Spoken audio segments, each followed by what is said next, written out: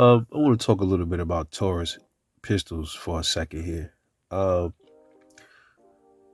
Currently, I have four Taurus pistols.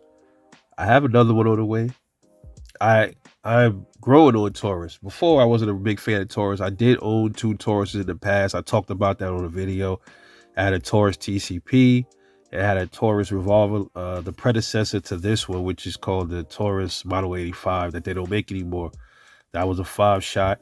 I had the one with the pearly grips right here with the gold trigger, the gold hammer. Y'all know about that one.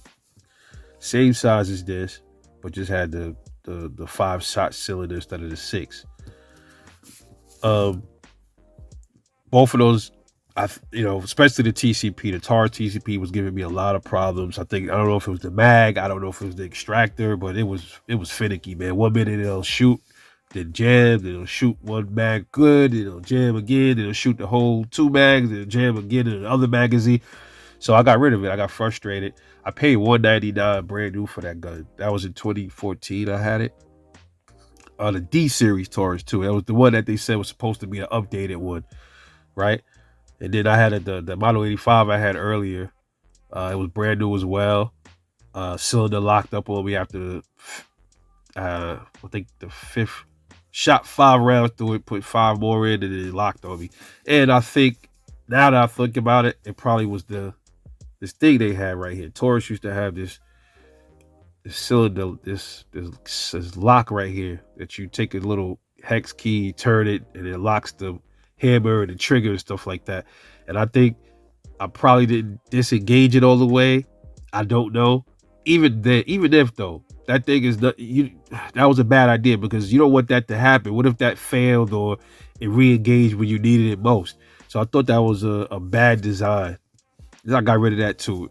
And it probably was nothing really wrong with the gun. It probably was my error, but I didn't care. I was upset. I didn't like that. As you can see, they don't have it anymore. They got rid of it. Okay, so but what I want to talk about is yeah, I have one more Taurus. I forgot to bring that up too. I have another one on the way because I am getting a few models. I want to touch on. I got the TH, I got the G2.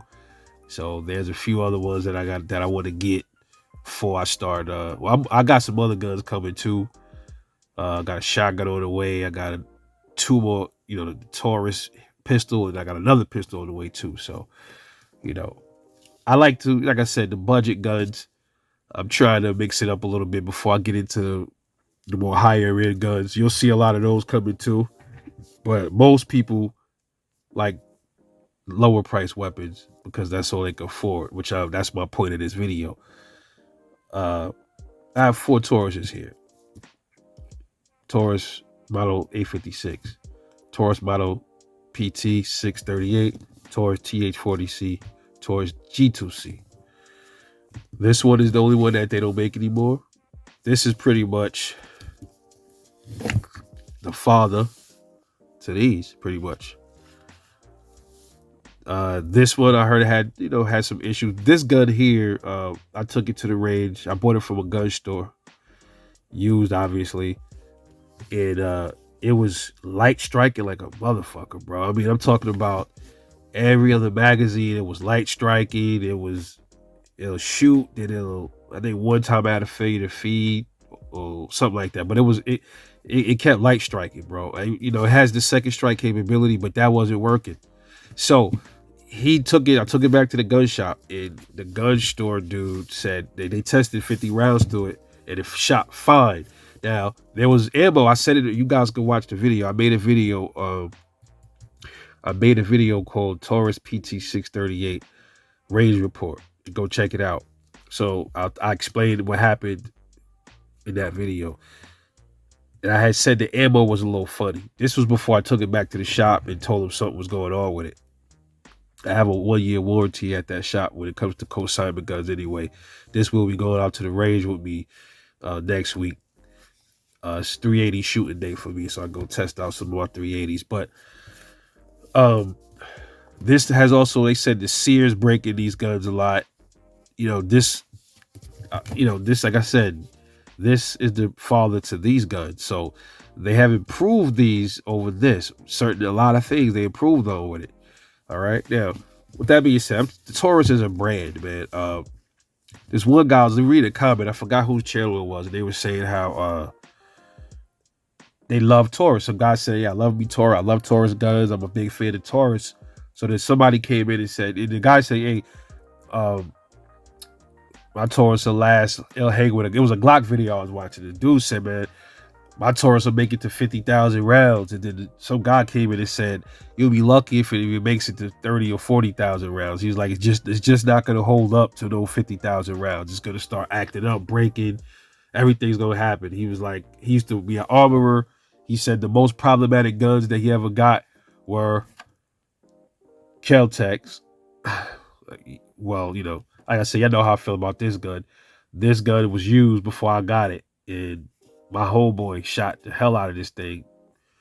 And I shot the hell out of it. And it ain't never malfunctioned. Now, granted, it ain't made it to no, I doubt 60,000 rounds been through it. So, that's a thing. I understand where people come from.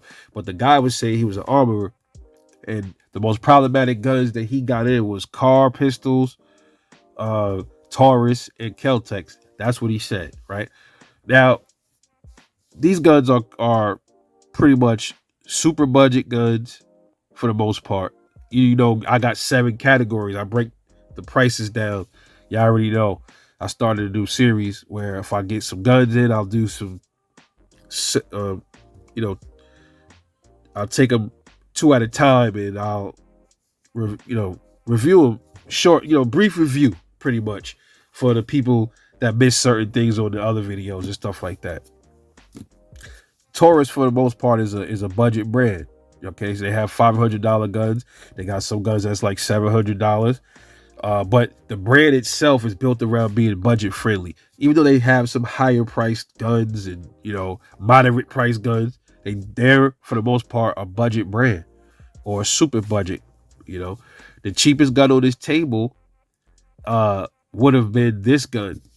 It's 240, 235, 250 brand new. If this was still being made, it would probably be a little bit more. These used to go for about, I think, $300 a new or something like that. I'm not sure. I could be wrong.